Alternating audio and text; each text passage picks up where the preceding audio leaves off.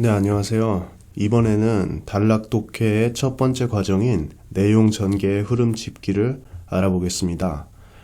이 앞에 핵심어 찾기도 있는데 그 정도는 여러분들이 혼자 하실 수 있다고 생각하고 또 제가 그렇게 그 부분에 대해서는 어떤 도움을 드리기 좀 어렵지 않나 하는 생각에 그것은 건너뛰고 지금부터 하도록 하겠습니다. 그러니까 내용 전개의 흐름 짚기라는 거는 글이 이렇게 단락이 여러 개 있으면은 지금은 단락 독해니까 이 한 단락 안에서 내용이 어떻게 전개되냐, 그대로 전개되냐, 아니면 중간에 내용의 흐름이 바뀌냐, 이런 것들을 우리가 이런 단락의 타입을 나눠가지고 알아보는 겁니다. 그러니까 일단 핵심 내용이 드러나는 그런 위치는 아주 높은 확률로 처음과 끝에 있습니다. 그러니까 단락이 있으면은 처음이나 끝에 가장 중요한 내용이 나올 확률이 높다. 이런 것을 알 수가 있습니다. 그러니까 많은 단락들은 처음에 있겠죠. 처음에 중요한 내용을 말하고 이제 부연 설명을 한다든지 아니면은 처음에는 설명을 쭉 하다가 마지막에서 정리를 해준다든지. 그러면 예를 통해서 한번 생각을 해보겠습니다. 그러니까 여기서는 우려가 제기된다고 하죠.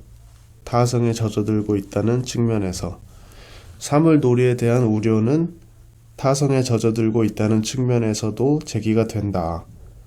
그러면은 그런 우려를 쭉 얘기하는 거죠. 쭉 얘기하다가 이런 경고를 얘기하죠. 그러면은 여기서 중요한 거는 앞에서 한번 중요한 내용을 얘기를 해주고 거기에 맞게 설명을 쭉 하다가 결과로 분석되기도 한다든지 설명을 쭉 하다가 이런 맥락에서다. 앞에서 말하는 이러한 맥락에서 그러니까 정리를 해주는 거죠. 뒤에서 정리를 해서 다시 한번 중요한 내용을 말해줍니다. 이렇게 계속 되면은 위기를 맞게 될지 모른다. 이런 식으로 정리를 해줍니다. 그럼 여기서 중요한 거는 그러한 중요한 문장들을 봤을 때 그 한 단락에서 어떻게 흐름이 전개되냐 하는 이 도표를 우리가 머릿속에 가지고 있어야 됩니다.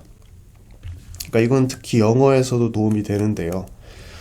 영어라는 거는 국어같이 긴 글이 아니라 그 국어에 이렇게 단락별로 구성된 글이 있으면은 영어는 이 단락 자체가 하나의 글이 됩니다. 그러니까 제시문은 긴 글이 아니라 한 단락으로 볼 수 있죠. 국어 같으면은. 그러니까 영어에서도 이러한 전개 구조가 있구나 하는 거를 머리에 일단 넣어두고 글을 읽는다면은 주제라든지 그런 것들을 찾을 때 도움이 되겠죠. 저는 영어를 가르치는 건 아니기 때문에 여기까지 하고 1번을 보면은 처음에 강조를 하고 그냥 그대로 설명만 하는 겁니다. 철수는 나는 철수를 좋아한다 얘기하면은 이래서 좋고 저래서 좋고 그런 걸 얘기하는 거고, 두 번째는 앞에서도 한번 중요하게 강조를 하고 설명을 하다가 뒤에서 이제 좀 더 정리를 해 주는 겁니다. 그러니까 이거를 심화한다고 하고 그런 식으로 논지를 아무튼 그 고유의 표현들이 있는데 잘 생각이 안 나네요. 아무튼 다시 한번 강조를 해주는 겁니다. 마지막에. 그러면은 봤을 때 첫 번째보다는 그래도 마지막에 한 번 다시 심화해서 강조를 해주는 쪽이 좀 더 우리가 머릿속에 조금 남아야 할 그런 문장이 되겠죠. 이제 세 번째 경우에는 처음에는 그런 중요한 문장을 말하지 않다가 마지막에 강조를 해주는 겁니다. 당연히 그런 문장도 있을 수 있겠죠. 그러니까 1번과 반대되는 거죠. 그러니까 1, 2, 3번은 1, 2, 3 하나로 묶을 수가 있는데 4번은 좀 다른 내용입니다. 4번은 처음에 말을 했다가 철수는 잘생겼다. 그러나 성격이 좋지 않다. 하면은 한 단락이 중간에 흐름이 바뀌는 겁니다. 그러니까 크게 한번 봅시다. 그럼 앞에서 지금 1, 3의 경우가 있고 4의 경우가 있는데 1, 3의 경우는 그대로 진행되는 거면은 4의 경우는 한번 흐름이 꺾이는 거죠. 그러니까 먼저 우리가 흐름이 이렇게 1, 3 같이 이어지냐 아니면은 4 같이 꺾이냐 하는 거를 구분할 수 있어야 됩니다. 그러니까 1, 2, 3을 구분하기보다도 1, 3과 4를 구분하면은 좀 더 그 단락을 파악하는 거에 있어서 그게 첫걸음이 되겠죠. 예, 뭐 그런 것이 중요하다고 생각을 합니다. 그러면 5번을 통해서 그런 중요한 부분을 생각해 봅시다.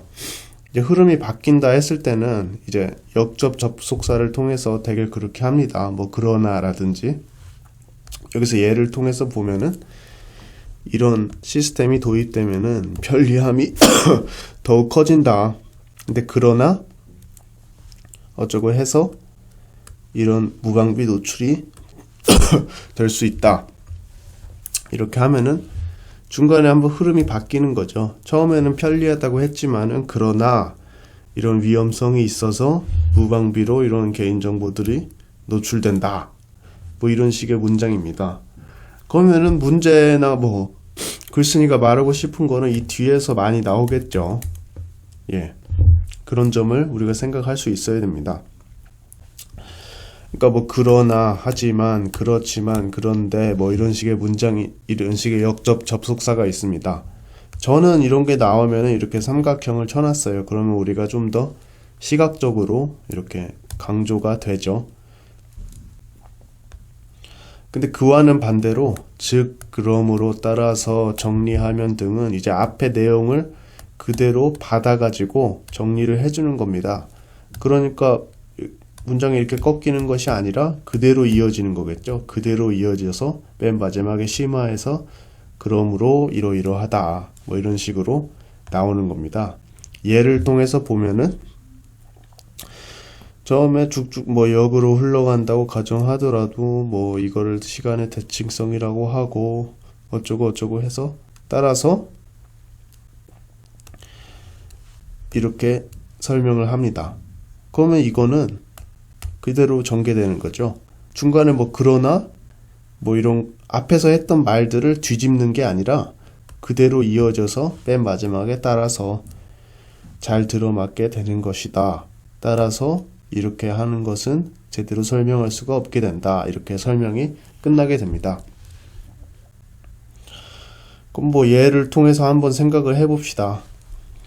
독해 연습을 통해서 뭐 중요한 거는 그대로 전개되는지 아니면 한번 꺾이는지 이런 단락의 큰 그런 뭐 구성이 중요하겠죠. 그럼 이 단락을 봅시다.